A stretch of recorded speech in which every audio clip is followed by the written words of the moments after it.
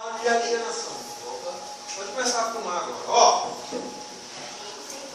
nas duas aulas que antecederam a essa, nós falamos sobre o mundo do trabalho.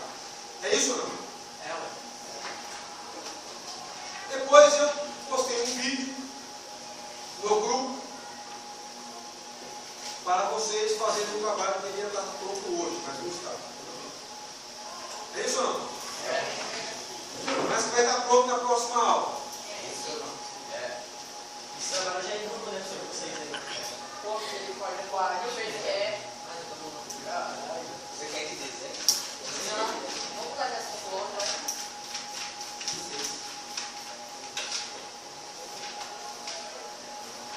Professor, posso ver? Quando eu Não. Muito bem. Nós dissemos que o Emelie Durkheim tem uma perspectiva do trabalho, do mundo do trabalho. O Max Weber, uma outra perspectiva. E o Karl Marx, por meio do materialismo histórico, uma outra perspectiva. Para você entender o conceito de alienação, é necessário que você primeiro entenda a essência da explicação marxista.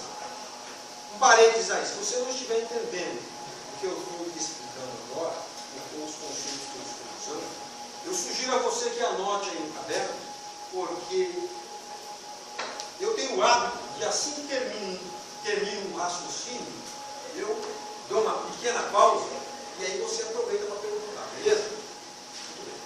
Então, segundo Marx, para você entender a sociedade, os homens, você tem que olhar o mundo do trabalho. Mas para entender o mundo do trabalho, é preciso fazer uma retrospectiva histórica. Andar para trás. Imagine a história como se ela fosse aqui, o futuro fosse para frente, o presente fosse agora e o passado fosse para trás. Então, retrospectiva significa andar para trás. Andar no sentido daquilo que já passou. Porque o trabalho, como mercadoria, tal como eu e você vemos agora, que bacana. Que bacana. Ô, você, trabalho como mercadoria. Qual o seu número? 7. Trabalho como mercadoria, tal como eu e você. E todos nós aqui conhecemos agora, não existiu sempre assim. Certo? O Marx vai dizer, ó, na época do feudalismo, antes da Revolução Burguesa, o trabalho não era uma mercadoria. O trabalho não era uma mercadoria que você podia comprar com força de trabalho. Foi necessário que se criasse uma condição para que essa mercadoria pudesse ser comprada. Porque no regime feudal, o senhor feudal tinha um compromisso com o servo. Ele não podia colocar o servo para fora da terra, a não ser que o servo praticasse algum crime grave. Senão, a terra e o servo viviam unidos, eram unidos. E as tarefas estavam bem divididas durante o regime feudal. Os servos trabalhavam para produzir alimentos. Os guerreiros formavam exércitos para possibilitar que os servos trabalhassem tranquilamente, para defender o filho. Os nobres é que lideravam os exércitos. E os padres, os clérigos, é que eram o poder de Deus na terra. Tudo tranquilo, cada um no seu quadrado. Os burgueses, ninguém me perguntou dos burgueses. Os burgueses eram os favelados, estavam fora desse esquema. Viviam no burgo, fora do domínio e da proteção do senhor feudal. feudal. Um burguês quisesse negociar sua mercadoria que ele produziu ou que ele adquiriu, ele tinha que pedir permissão para entrar no feudo do senhor feudal, pagar para o senhor feudal um imposto, certo? Se quisesse transitar pelas terras do senhor feudal, devia pagar ao senhor feudal um imposto. Se ele fosse para um outro feudo, ele tinha que pagar também. Foi por isso que surgiu o dinheiro, né? Porque os burgueses começaram a transportar muitos valores consigo, ouro e mercadorias. Ouro era uma mercadoria que podia ser trocada por qualquer outra, era moeda de troca dessa época. E aí você já imaginou como devia ser tormentoso transportar uma carroça cheia de ouro de um lugar para o outro, numa época em que cada feudo tinha a sua própria lei. Quando eu falo em feudo, o que é que você entende? Você estudou feudalismo? Bacana, quando eu falo em feudo, o que é que você entende? Explica com as suas palavras, você aprendeu. Não, para aquela moça ali, que ela trabalha com sociologia. Quando eu falo em feudo,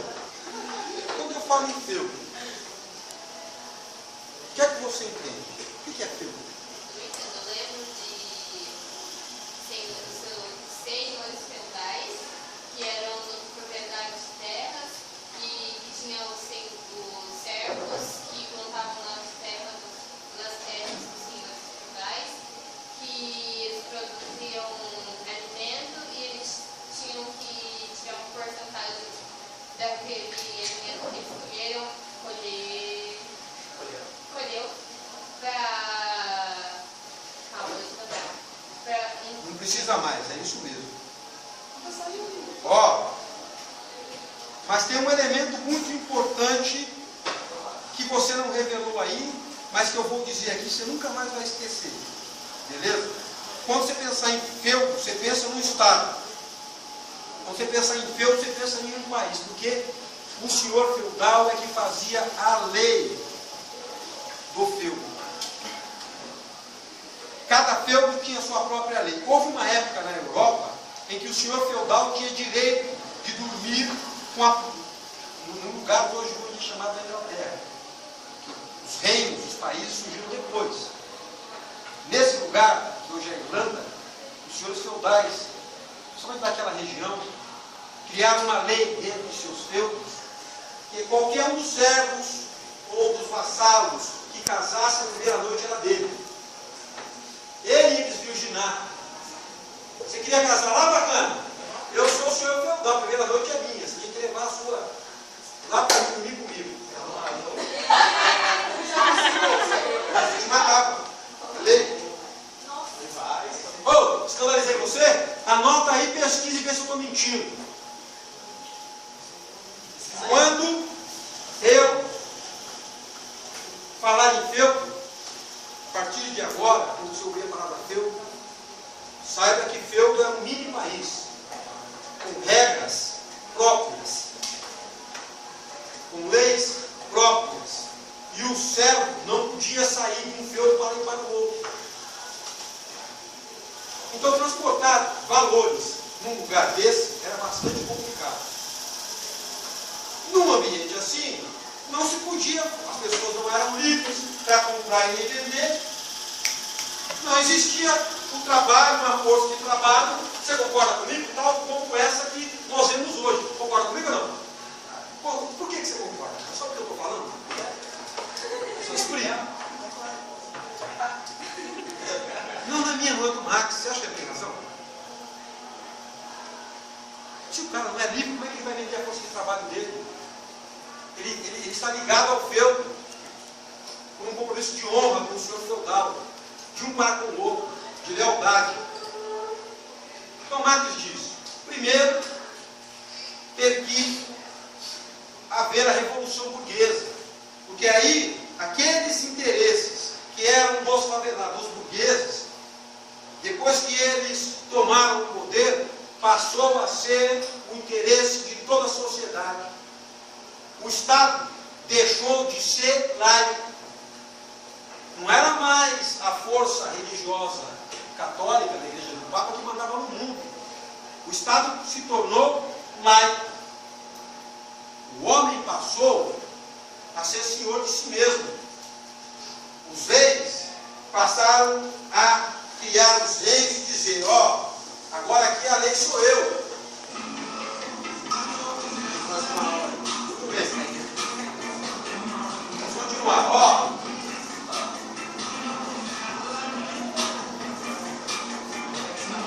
Vocês estão entendendo o que eu estou tentando explicar? Sim ou não? Professor, uma pergunta. Falou da igreja, do servo, do rei. Não, nessa história Está baixando dos vilões portugueses. Boa pergunta. Ele falou, mas e aí, como é que o Marx explica? Como é que o Marx explica o surgimento do trabalhador livre? Ele vai dizer, bom, quando os burgueses assumiram o poder na sociedade, eles mudaram todas as coisas, passaram a fazer que os seus valores se tornassem os valores de toda a sociedade. Passaram a fazer que o exército, antes do senhor feudal, fosse o exército do Estado, estivesse aos serviços do Marx, dos interesses burgueses. Chegou-se a uma condição em que, depois que o trabalhador foi separado da terra, na sequência o trabalhador foi separado das ferramentas de trabalho, depois ele separou-se local de trabalho e trabalhador. Por último, o trabalhador ficou desposado, sem construir nada, não sei a sua força de trabalho. Foi obrigado a trabalhar. Estava construindo um sistema com modos de produção capitalista. Aí você me pergunta, professor, se nós levarmos essa explicação para a realidade, ela se sustenta? Vamos fazer um teste agora. Você aqui que se considera a pessoa que tem mais bens nessa turma. Não precisa se manifestar, mas pensa comigo aqui. Imagina quanto tempo a sua família vai conseguir viver sem trabalhar, se todos vocês venderem todos os bens que têm, os sítios e as fazendas, trocarem essas propriedades por dinheiro, pode ser por dólar, por papel, moeda, por dinheiro, e não trabalharem mais. Vocês não precisam elevar o padrão de vida. Vivendo a vida que vocês vivem, o padrão de consumo que vocês têm. Quanto tempo ia demorar para que vocês se vissem sem nada? A sua minha encerrar? Nem de engano. Na rua da amargura. Mas tem 7, calma. 7. Tem 7 pessoas em casa, então ia acabar rapidinho. O dinheiro. Percebeu aí? Como quando a gente leva esta teoria marxista para a realidade, para ver se ela se sustenta ou não, a gente se depara com uma condição dessa. Eu, por exemplo, se não trabalhar com fome, meu pai também, apesar de já estar se vender tudo que tem, não sei se está para viver o resto da vida. Entende o que eu estou dizendo? Então, criou-se uma condição em que ficou separado de forma distinta as classes sociais. De um lado estão aqueles que são os donos dos meios de produção e do capital necessário para comprar a força de trabalho. Esses têm o interesse de que os trabalhadores trabalhem cada vez mais e ganhem menos. Por quê? Porque aqueles que compram a potência de trabalho precisam do lucro para existirem.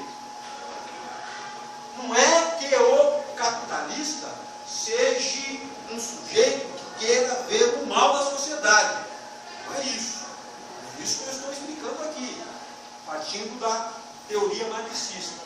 Nós estamos dizendo aqui para vocês que a lógica do sistema é essa, de acordo com a explicação do Marx. Se você for olhar na realidade, você vai ver que é exatamente assim. Porque se não tiver lucro, a empresa falha. E se falha, é cooperativa. Bom, a cooperativa também está nesse esquema. Por quê? A diferença é que a cooperativa, ela coloca no mesmo patrimônio o trabalho dos cooperados. Mas eu não conheço nenhuma cooperativa que não empregue pessoas. Então ela também não foge desta lógica. Quem está entendendo o que eu estou falando aqui? Levanta a mão, por favor. Quem não entendeu, diz o que não entendeu. Você entendeu o que eu expliquei? Mas a parte que você ouviu.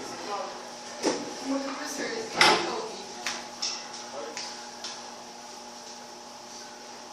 Vocês estão entendendo o que eu estou dizendo? Eu estou. Professor, fala o que você estava dizendo, eu não consegui entender, eu acho. Que eu esqueci. Eu disse que quando nós levamos a teoria marxista para a realidade, porque ciência se faz assim. Não é porque o Marx falou que é verdade.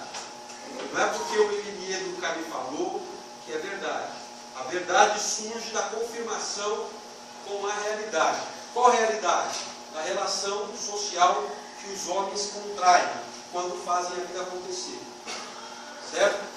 Então, quando nós levamos a explicação originada no materialismo histórico para a realidade, a pergunta é: nós não conseguimos ver que é mais ou menos o jeito que a teoria explica? Ou não? Ou não? Você não é obrigado a trabalhar? Se você não trabalhar, você não morre de fome? Sabia disso ou não, senhor? A gente pode se achar rico. Eu até entendo isso. Mas faça esse exercício comigo. Imagine quanto tempo a sua família vai viver se eles colocassem tudo à venda. Pode vender em dólar, tá? E aí não trabalhasse mais.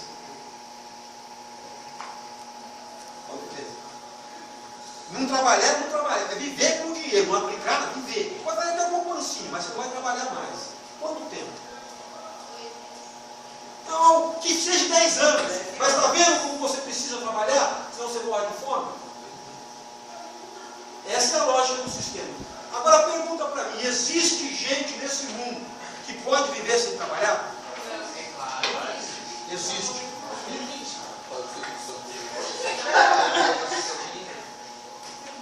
Meu Deus, eles podem entrar nesse negócio que eu estou fazendo. Vende tudo que tem para ver quanto tempo vai demorar.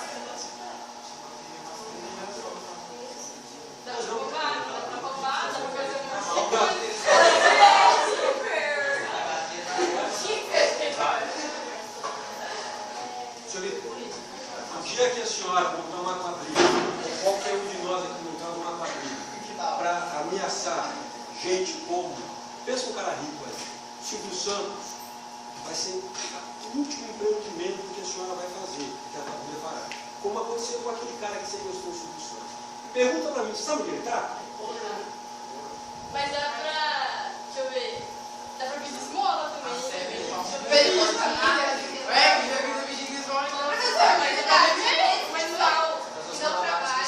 e você aproveita do Bolsa Família.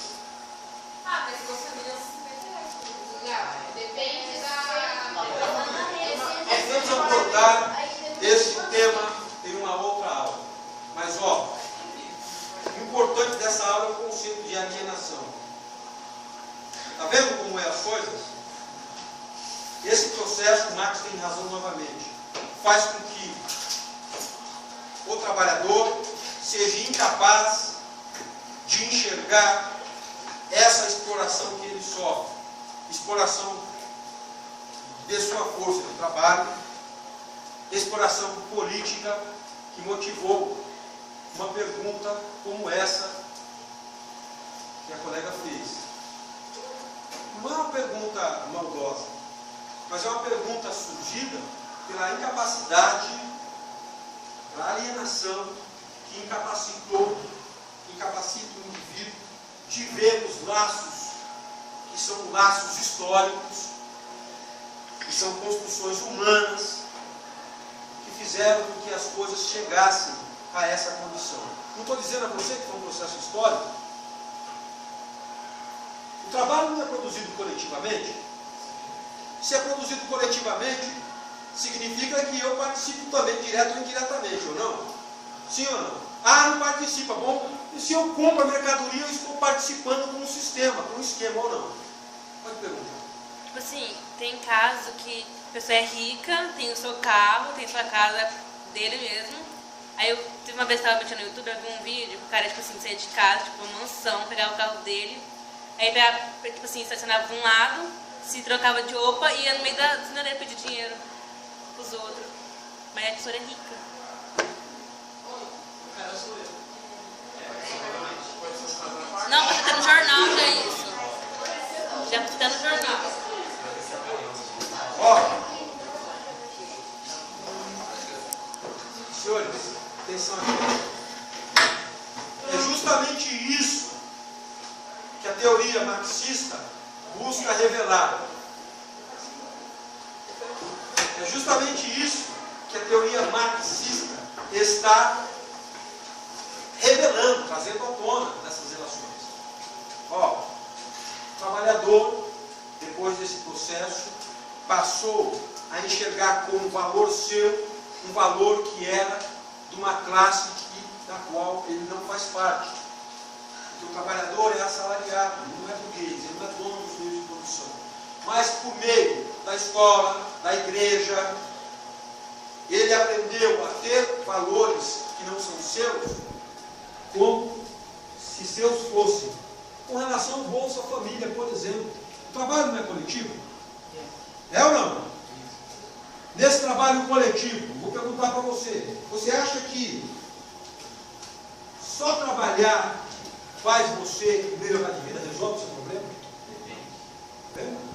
Então já não é uma distribuição de acordo com a necessidade que o trabalhador tem. Porque senão ele não dizia depende, ele dizia é. Porque se ele falasse que é, eu ia perguntar para ele, o catador de papel não trabalha? Por que ele vive quase mentindo? Existe um monte de trabalhador que trabalha, mas o salário que recebe pelo trabalho que executa não dá nem para ele ter 3 refeições durante o dia. Tem muita gente que trabalha e mora na rua em São Paulo, porque não tem condição de pagar aluguel. E aí? É justo? Essa é a pergunta que eu costumo fazer para as pessoas que fazem discurso contra o Bolsa Família. Você pode fazer essa pergunta para ele também. Quer dizer então que é um dia, troca de condição com o cara. Não precisa de empatia social. Você vai ver a minha vida, eu vou viver com os seus 50. Professor, mas, tipo, quando a pessoa falou de necessidade, eu acho super certo e tal. Mas, tem muita gente que se aproveita disso, porque a minha mãe, ela é assistente social, então ela trabalha com isso diariamente. E quando a gente vai lá no serviço dela, eu já fui muito mais vezes, tipo, chega a gente lá com um carro super, tipo, o carro do ano, aí chega o cara lá na frente e vai pedir leite pro filho, vai pedir, independente do que, tipo, eu não sei o que se passa na vida dela e tal, mas, tipo, a pessoa, tem muita gente que se aproveita disso, sabe? Tipo, pega a renda pega a renda, tipo, do vizinho, por exemplo, sabe? E, tipo, você trabalha com outra coisa. Que, tipo, pedem como se fosse, sabe? Só que, tipo, ninguém tem um exemplo é uma moça que mora lá perto. Ela fica o dia inteiro em casa e, tipo assim, ela não procura um serviço, ela, tipo, tem um monte de filho e, tipo, eu acho que se você não tem condições, e eu sei que o mercado de trabalho não é fácil hoje em dia, mas, tipo, você tem que se mexer também, andar nas suas próprias pernas. Se você, tipo, for depender do governo, mais uma vez, o Marx tem razão. Valores que não eram de uma classe depois da Revolução Burguesa e do trabalho dioturno feito pelos veículos, instituições a serviço do interesse da moral capitalista fez com que valores que não eram dos trabalhadores passassem a ser defendidos deles. A pergunta que eu faço a você é o seguinte: será que o filho do Dr. Emílio de Moraes precisa se dar o trabalho de falsificar qualquer tipo de documento para se socorrer de um litro de leite ou de uma bolsa no valor de livro de 200, 300 reais? A pergunta que eu faço é essa. Para que você seja capaz de entender, não é concordar, mas entender. Pode não concordar, mas tem que demonstrar que entendeu. O cerne, a essência da teoria que ele propõe, da teoria crítica que ele propõe, você tem que ser capaz de enxergar esses elementos que não são claros nessa relação entre trabalhador e empregador, entre quem vende a força do trabalho e quem compra a força do trabalho. Porque quando você entender essa contradição, é possível que você entenda,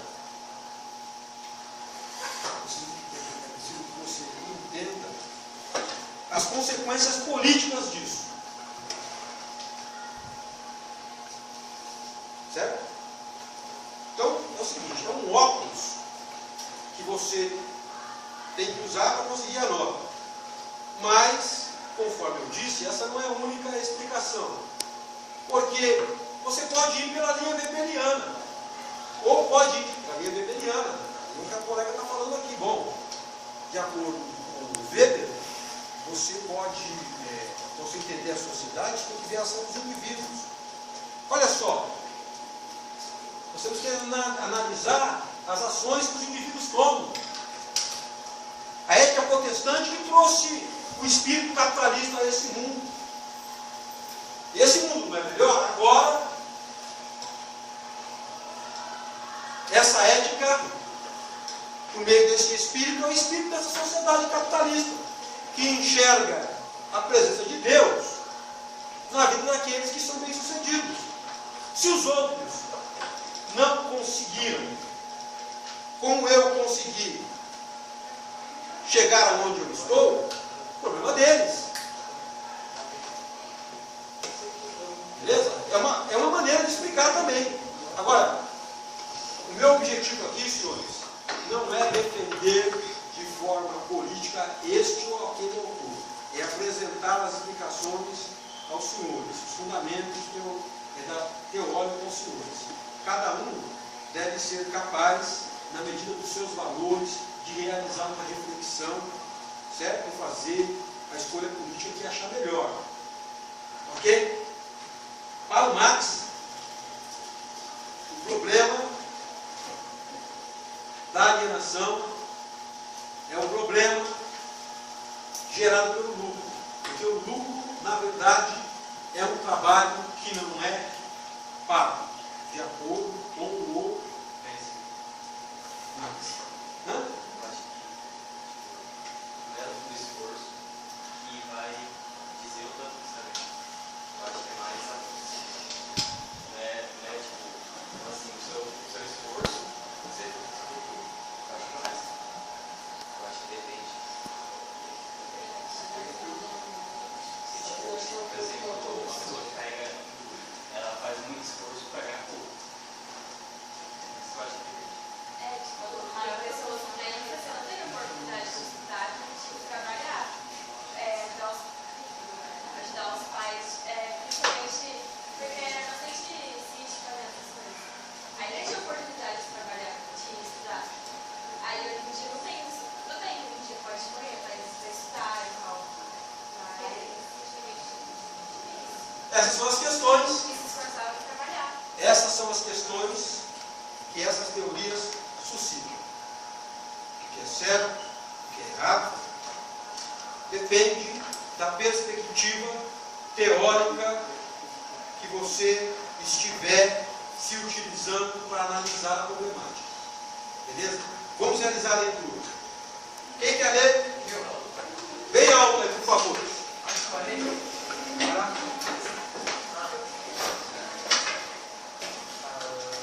Força de trabalho e alienação.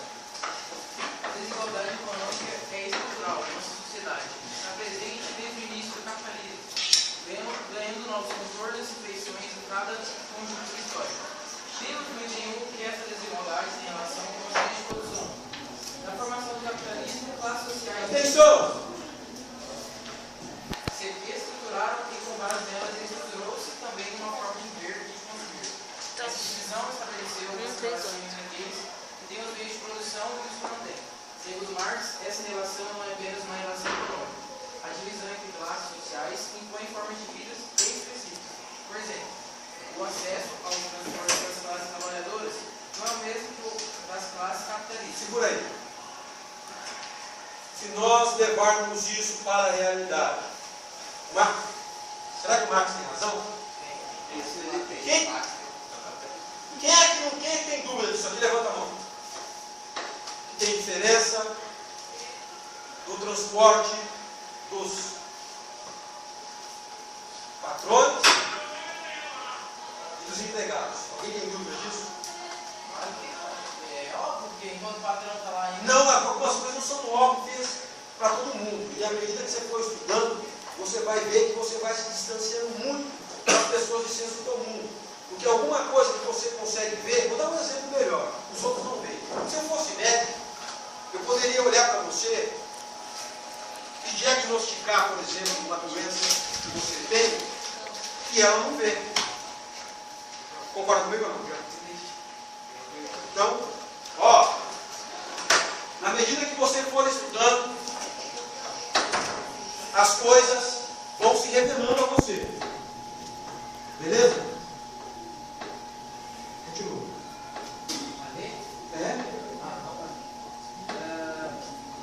O acesso à educação também não. Alguém tem dúvida que tem diferença entre o acesso que os trabalhadores têm à educação e o acesso que os empregadores têm à educação? Alguém tem dúvida disso ou não? Tem diferença? Quem pode me dizer a diferença aí? Pronto, continua. Não é eu que estou inventando isso não, né? E nem o Marx. É assim na realidade? Então essa teoria, pelo menos com relação a isso, serve. Continua.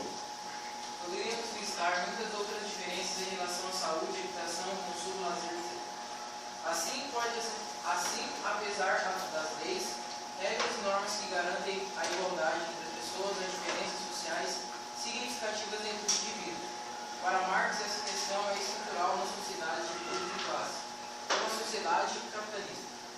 Parecemos iguais, mas de fato somos importados por diferenças que têm a ver com a divisão entre os que têm e os que não têm como produzir sua subsistência. Alguém tem dúvida com relação a isso? Alguém acha que não é assim? Vou fazer uma... Não é assim? Não, por exemplo, no caso do transporte público, certo? Algumas pessoas falam que, pessoa rica ou famosa não anda de trem, metrô, assim. Aí, só que em outros lugares, em outros continentes, as pessoas ricas ou famosas andam de trem normalmente. Mas a questão que Marx está colocando aqui não é para ser vista na individualidade. A teoria está dizendo o seguinte, que os acessos, as possibilidades entre os trabalhadores, certo? Entre aqueles que têm, que são os donos dos meios de produção e têm recursos de capital, é diferente daqueles que não têm. Eu conheço pobre, rico, famoso, que vai distribuir pessoalmente. A gente vê na televisão, convida para os mendigos, anda de ônibus. É isso que ele está falando, quero que você entenda. Né? Ele está dizendo que é o seguinte, enquanto uns, se quiserem, podem, os outros, mesmo que queiram, não podem. Isso é claro para você ou não? Isso é claro, é isso que ele está falando. A ciência, ela olha geralmente o maior número. Não é uma análise pontual individual. Quer dizer que se você vê um pato branco, todos os patos são brancos? É isso.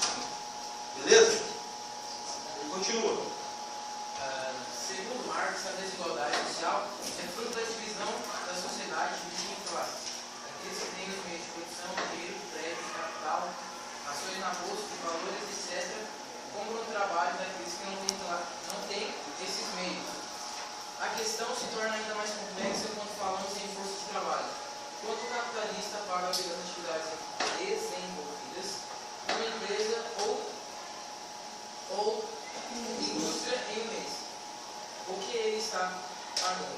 Por exemplo, se um grupo de trabalhadores está empregado em uma construção civil, e se no fim do mês todos esses trabalhadores forem pagos pelo conjunto de seus trabalhos, o capitalista não terá lucro. Isso quer dizer que o capitalista paga a força de trabalho, a capacidade de trabalho, e não todo o trabalho realizado naquele período. O resultado do trabalho. Bacana, vocês precisam entender uma coisa. É um sistema feito pelas pessoas. As pessoas, os homens, deram forma a uma maneira de produzir e distribuir os bens, na atualidade, denominada de modos de produção capitalista. Então, não é um indivíduo que se reuniu com 5 ou 6 indivíduos em um quarto escuro no mundo que está planejando ferrar o trabalhador. Não é isso? Alguém está entendendo o que é isso? Está sendo explicado aqui? Não é isso, é a lógica do sistema. Você é trabalhador hoje, amanhã você pode ser empresário. Pode ou não pode? Se você for empresário, você também tem que querer o lucro. Porque se você não tiver lucro, você falha. Está entendendo ou não? É a regra do sistema. Isso é ciência. Quer você goste ou não, é assim que funciona. É isso, a teoria é científica por isso. Ela está fazendo uma constatação. Ó, o caminho é por aqui. Veja, comprove e desmonte e falseie. É assim que é a ciência. Beleza? O objetivo do discurso científico é esse. É de ser falseado. Até agora, até hoje, há mais de 200 anos, a teoria do Marx continua aplicável. Ou não? É isso? Você consegue ver? Então, por isso que ela tem valor escolar e científico. Continua. Mais uma coisa. Essa não é a única explicação, hein?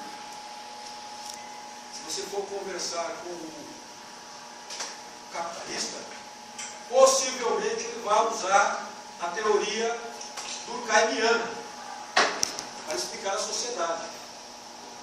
A teoria é que essas pessoas, que não é amor, não sei o caso, mas a teoria é que essas pessoas que são contra um governo de esquerda usam, um governo dos trabalhadores, que vai levar ou para a individualidade, ou pegar um caso descontextualizado da classe, porque são todos trabalhadores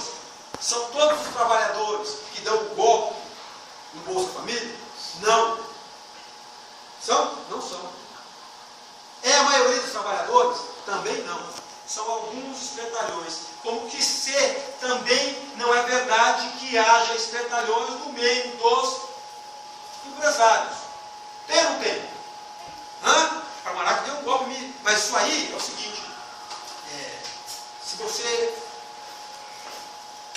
não tiver um cuidado, você comete esse ato falho. E aí toma por verdade uma coisa que é só aparente. Às vezes nem aparente não é. Porque não existe nem um argumento como esse. Mas essas pessoas, elas vão usar, os empresários, eles vão se valer da explicação durkheimiana para explicar a sociedade. Vão dizer, ó, tem uma divisão de função. Quando tem problemas, a gente vai lá e trata esse problema de anomia, de ausência de regras, fortalecendo as regras. Porque é uma cooperação entre a sociedade. A sociedade é harmoniosa. Vou falar sinceramente para vocês. Essa explicação, para mim, não serve. Mas eu respeito, porque ela também tem elementos científicos. Certo? Mas a questão, ela não é apenas científica, ela é política.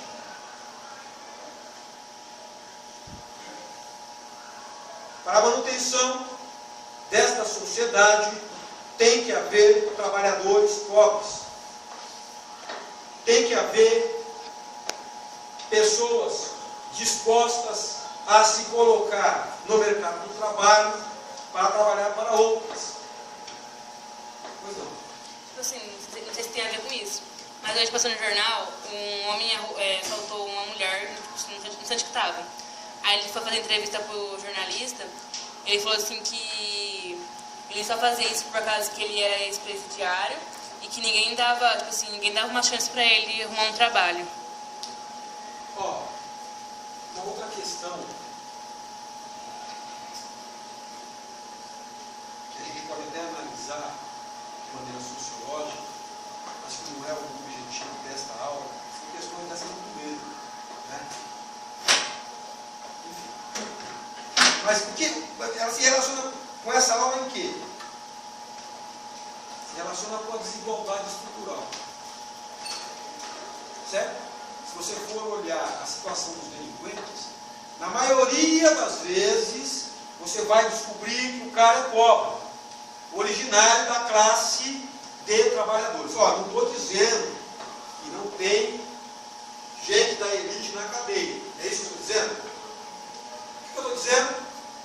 Que a maioria, eu estou afirmando, a maioria do contingente de presidiários é originário das classes trabalhadoras, é pobre. E vou dizer mais, a maioria não concluiu o ensino médio. Acho que estou errado? Sabe que eu estou errado, senhor? Eu não sou mãe que é assistente social. Que ela vai dizer que ó, a pessoa não está errado, não. Quem vai continuar a leitura para nós encerrarmos essa etapa da aula? Por favor, com a voz bem alta e firme. Você já pensou nisso? O lucro é uma forma de rendimento que está relacionada ao trabalho. O lucro é maior à medida que se paga menos pela força de trabalho. Se o capitalista corta o salário dos seus empregados, seu lucro é maior. Se ele aumenta o salário, seu lucro é menor. Por isso, há um movimento constante para reduzir o valor da força de trabalho, com o objetivo de aumentar os lucros. Reflita sobre essa questão. Existe a possibilidade de chegar a uma condição mais equilibrada entre trabalhadores e capitalistas? Olha, não sei, isso é uma reflexão que você vai responder aí. Se você quiser, eu posso dar a minha opinião. Acho que minha opinião cabe aqui. Minha opinião se baseia em fatos históricos. Desde que o capitalismo surgiu, ele não conseguiu resolver a questão da exploração. Não tem jeito. Tudo bem que pode ser que resolva aqui entre nós, irmãos.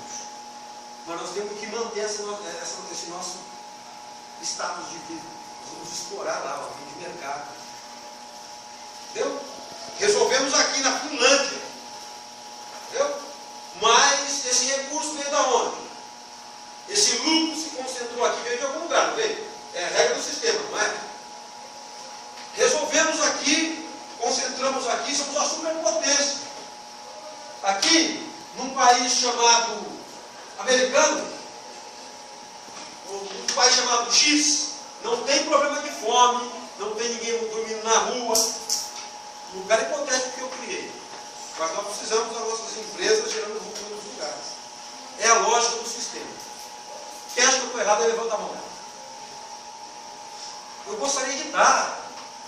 Por favor, apresenta para mim uma teoria que desconstrua essa. Porque aí nós vamos ter encontrado um caminho para melhorar o mundo para todos. Não existe. Pois não? Vamos concluir? Quando eu recebo meu salário mensal, acredito que estou sendo pago pelo total do meu trabalho. Mas, na verdade, esse salário representa apenas uma parcela do trabalho que desenvolvi durante o mês. Marx entende que nessa relação de troca há uma aparência, ganho pelo meu trabalho, e algo oculto, ganho apenas parte do meu trabalho. Essa ocultação é uma forma de alienação. Beleza? Senhores, esta é a explicação com um aporte na teoria marxista. Eu já disse e vou dizer de novo, isso aqui não é igreja evangélica e nem comitê de partido político, aonde você tem que ter convicção no último do partido, ter convicção ideológica sobre as coisas. E no primeiro, que é a igreja, fé cega nos ensinamentos. Aqui não tem nada disso. O espaço aqui é laico e o discurso aqui tem a pretensão de ser científico. Sabe o que significa? Que pode e deve ser falseado. Beleza? Então, o que é que você precisa? Você precisa entender os elementos da teoria marxista, porque vai cair no vestibular e eu vou cobrar na prova, certo? Só isso. O que você vai fazer com esse entendimento já não é, sem ser muito problema meu. Beleza? Meu problema é que você seja capaz de olhar a realidade e, com aporte científico, chegar a uma conclusão política. Você vai escolher por ser cidadão. Ok? Sugiro a vocês que assistam um vídeo muito engraçado chamado Pobre de Direito. Pobre de Direito. Procura no YouTube. Vai muito ilustrativo. Pobre de Direito. Beleza? Dúvidas? Dúvidas? Professor, o senhor tinha falado de marxista e laico. Marxista, eu sei que a gente já estudou em filosofia, só que eu quero dizer. Marxista é aquele que se pauta por essa teoria que eu acabei de explicar. Essa teoria que eu acabei de explicar é o marxismo. Entendeu? Essa teoria que eu acabei de explicar deu aporte, por exemplo, à antiga União Soviética. Essa teoria que eu estou explicando dá aporte à China. Conhece a China? A Coreia do Norte. É um desmembramento desse tipo de explicação Cuba. O aporte lá é marxista. Entendeu? E laico quer dizer que não tem religião. Sem religião. Mais alguma dúvida? Assustei você? Provoquei você? Se eu não provoquei, eu vou provocar mais na outra aula. O objetivo aqui é puxar o seu tapete mesmo, bacana. É te desafiar a pensar. Tirar você desse mundinho aí, ó, do senso comum. Dessa comodidade. Fazer você se mexer. Esse é o objetivo, te provocar, te sacudir.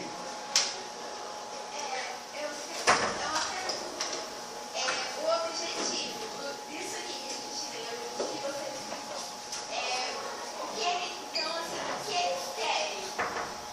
Assim, Eles querem. com base nisso.